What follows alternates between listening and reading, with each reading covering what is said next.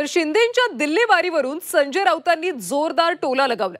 भीतीमुळे शिंदे वारंवार दिल्ली वारी करतात। शिंदेंना दिल्लीत मालकाशी चर्चा करावी लागते। दिल्लीत जाऊन ते छाती पिटतात, रडगाणं गातात असं राऊतांनी म्हटलंय। पक्षचिन्ह सुनावणीची वेळ आली की त्यांचे दौरे वाढतात। मात्र बाळासाहेबांची शिवसेना कुणी चोरू शकत नाही, आमचा न्याय व्यवस्थेवर विश्वास असल्याचं राऊतांनी म्हटलंय। शिंदेंचा पक्ष भाजपचं अंगवस्त्र असल्याची टीका राऊतांनी केली। जेव्हा जेव्हा पक्ष आणि चिन्ह या संदर्भातल्या सुनावणीची तारीख जवळ येते तसतसे यांचे दिल्लीतल्या भेटीगाठी वाढतात। प्रधानमंत्री आणि मोदी कोणते आपले गृहमंत्री अमित शहा त्यांना भेटतात, रडगाणं गातात, छाती पिटतात आणि परत येतात। जेव्हा जेव्हा सुप्रीम कोर्टामध्ये पक्ष आणि चिन्ह कोणाचा ह्यावर सुनावणीची तारीख जवळ येते तेव्हा ह्यांचे पाय लटपटतात आणि हे दिल्लीत जातात। एकनाथजी शिंदे दिल्लीला गेल्यामुळे संजय राऊत यांचा पोटशूळ उठला आहे।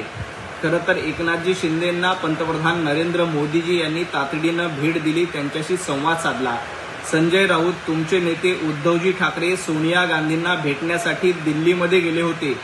3 दिवस दिल्लीमध्ये मुक्कामी होते। 3 दिवस सोनिया गांधींच्या दारामध्ये ताटकळत बसावं लागलं। सोनिया गांधींनी तुम्हाला भेट दिली नव्हती। आणि राहिला प्रश्न निवडणूक चिन्हाचा, तर जनतेच्या कोर्टामध्ये जनतेनं धनुष्यबाण हे एकनाथजी शिंदे यांच्याकडेच आहे हे सांगून दिलं।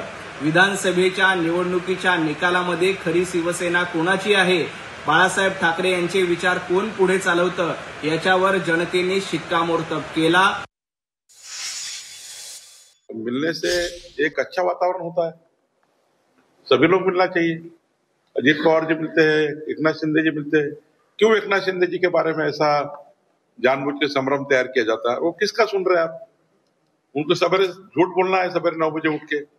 अब सवेरे 9 बजे उठ के संजय राउत झूठ बोले, उसके ऊपर मैं प्रतिक्रिया दूं, मेरी प्रतिक्रिया आपसे ये ठीक नहीं है।